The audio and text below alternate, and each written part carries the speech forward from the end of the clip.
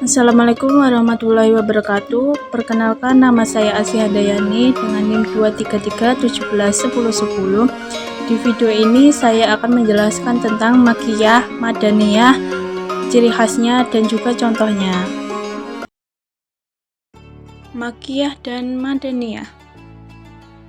Nah, di sini ada 3 peninjauan pemaknaan Makkiyah dan Madaniyah. Yang pertama yaitu pijakan waktu. Yang paling populer di kalangan ahli tafsir, bahkan telah menjadi kesepakatan di kalangan mereka, bahkan surat atau ayat yang diturunkan sebelum hijrah adalah Makkiyah, sedangkan yang diturunkan setelah hijrah adalah Madaniyah. Dalam hal ini, tempat bukan menjadi ukuran. Misalnya, surat Al-Maidah ayat 3 adalah Madaniyah, meskipun diturunkan di Arafah atau Makkah. Nah, yang dimaksud oleh surat Makkiyah adalah surat yang diturunkan oleh Allah kepada Nabi Muhammad SAW sebelum Nabi Muhammad hijrah ke Madinah. Nah, kemudian yang dimaksud surat Madaniyah adalah surat yang diturunkan pada Nabi Muhammad SAW setelah Nabi Muhammad sudah hijrah ke Madinah. Nah, jadi kalau surat Makkiyah itu adalah surat yang diturunkan sebelum Nabi Muhammad hijrah ke Madinah. Nah, sedangkan surat Madaniyah itu adalah surat yang diturunkan setelah Nabi Muhammad hijrah ke Madinah. Berikutnya, yang kedua ada pijakan tempat. Pendapat kedua mendasarkan klarifikasinya atas Makkiyah dan Madaniyah berdasarkan tempat. Jika diturunkan di Makkah berarti Makkiyah, dan jika diturunkan di Madinah berarti Madaniyah.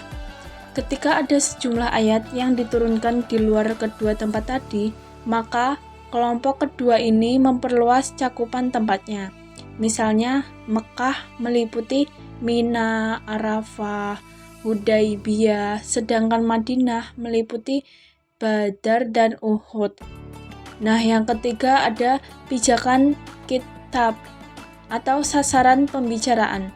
Pendapat ini mendasarkan klasifikasinya berdasarkan seruan yang disampaikan. Jika seruan tersebut ditujukan kepada penduduk Makkah, maka berarti Makkiyah, dan jika ditujukan kepada penduduk Madinah, berarti Madaniyah. Namun, klasifikasi ini bermasalah jika ternyata seruan tersebut tidak ditujukan kepada salah satunya. Nah, jadi pada intinya surat Makkiyah itu adalah surat yang diturunkan di kota Mekah sebelum Nabi Muhammad hijrah ke Madinah. Nah, sedangkan surat Madaniyah adalah surat yang turun di kota Madinah setelah peristiwa hijrah. Nah, kemudian ada ciri-ciri ayatnya. Ciri-ciri ayat Makkiyah. Yang pertama, surat Makkiyah didominasi oleh ayat-ayat pendek. Kedua, surat Makkiyah didominasi oleh pembahasan mengenai masalah akidah. Ketiga, setiap surat yang di dalamnya mengandung ayat sajdah. 4, tiap surat yang di dalamnya dinyatakan lafaz, kala lafaz ini telah dinyatakan sebanyak 33 kali dalam 15 surat. 5, jika didahului dengan panggilan seperti ya ayyuhan nas, wahai manusia, atau ya bani Adam, wahai anak Adam. 6, setiap surat yang diawali dengan fawatih as-suwar. Dan 7, setiap surat yang mengandung kisah-kisah Nabi dan umat terdahulu, kecuali kisah Adam dan Iblis yang disebutkan dalam surah Al-Baqarah adalah Madaniyah. Baik, kemudian ciri ayat Madaniyah. Yang pertama, ada surat Madaniyah didominasi oleh ayat-ayat yang panjang. Kedua, Madaniyah didominasi oleh pembahasan mengenai masalah legislasi hukum, hukum ibadah, muamalah, sistem sosial, jihad, dan derivatnya seperti hukum tawanan, ghanimah, perdamaian, perjanjian, dan genjatan senjata.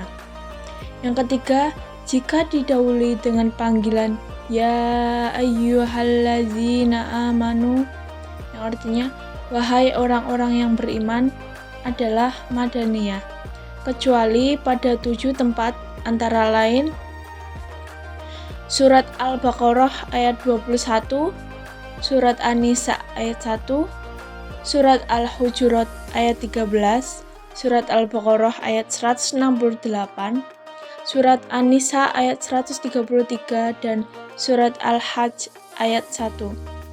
Pada ayat-ayat tersebut digunakan panggilan ya ayyuhannas, yang artinya wahai manusia. Dan yang terakhir, surat-surat yang menyebutkan orang-orang munafik kecuali surat Al-Ankabut.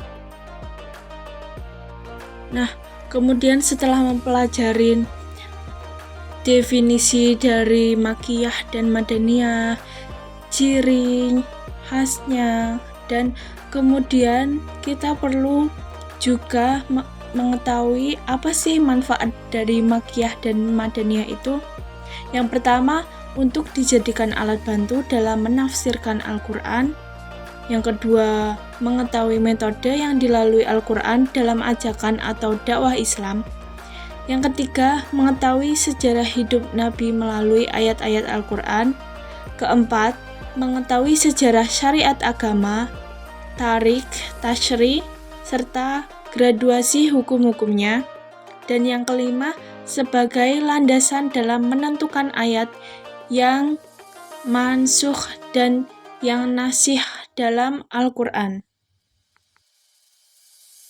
Nah, di sini ada beberapa contoh surat Makkiyah, yaitu surat Al-Fatihah, surat Al-A'raf, surat Al-Kahfi, surat Al-Anbiya, dan surat Al-Qaryah. Dan juga beberapa contoh surah Madaniyah, yaitu surat Al-Baqarah, surat Al-Anfal, surat An-Nasr, surat Ar-Rahman, dan surat Al-Jumu'ah. Nah, di sini ada salah satu contoh ayat Madaniyah pada Quran surat Al-Maidah ayat 1. A'udzubillahi minasyaitonirrajim. Bismillahirrahmanirrahim. Ya ayyuhalladzina amanu ufu bil uqud. Uhillat lakum bahimatul an'ami illa ma yutla alaikum khairam muhillas sayti wa antum hurum innallaha yahkum ma yurid, yang artinya, hai orang-orang yang beriman, penuhilah akad-akad itu. Dihalalkan bagi kalian binatang ternak kecuali yang akan dibacakan kepada kalian. Yang demikian itu dengan tidak menghalalkan berburu ketika kalian sedang mengerjakan haji. Sesungguhnya Allah menetapkan hukum-hukum menurut yang dikehendakinya. Nah, jadi pada surat Al-Maidah ayat 1 ini menjelaskan bahwa hewan ternak hukumnya halal untuk dikonsumsi atau dimakan. Selain itu, ayat ini juga berisi perintah dan larangan, diantaranya yaitu perintah untuk menepati janji kepada Allah Subhanahu wa Ta'ala dan manusia, serta larangan untuk berburu ketika sedang haji atau umrah. Baik, kemudian ada contoh ayat Makkiyah.